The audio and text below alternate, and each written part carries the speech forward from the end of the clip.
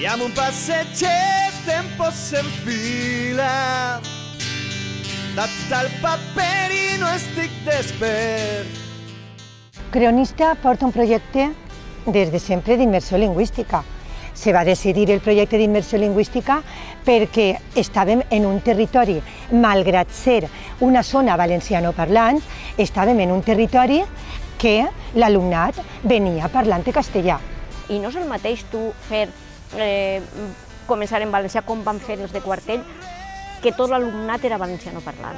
A partir dels anys 70 els fets se succeeixen a una velocitat important, a tots els nivells. En aquella època n'hi havia aquesta il·lusió, quasi te diria jo, virginal, no? L'arrel de 9 al 7 en fan 10, llevan xaloc, porrin i túria. Jo tinc fills i per a que ells parlen valencià has d'estar constantment pendent. Des del primer moment els pares van donar el vistiplau per a l'ensenyament en valencià. No solament per a l'ensenyament en valencià, sinó per a redreçar l'escola. És que el cronista no és una persona, una altra.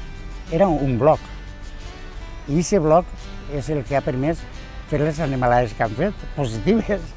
Perquè no només és una qüestió d'ensenyar el valencià o ensenyar en valencià, és una qüestió també, evidentment, i sobretot de que l'escola ha de partir de la realitat immediata, del context més immediat, per a poder comprendre el món, no? Sí. És que això, jo t'ho dic, com l'escola de cronista, no n'hi ha hagut ningú que ho hagi treballat tan bé.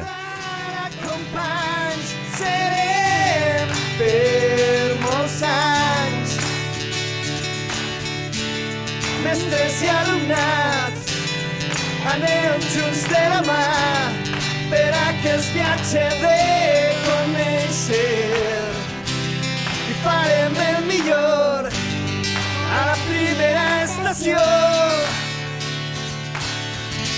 l'estació de l'escola.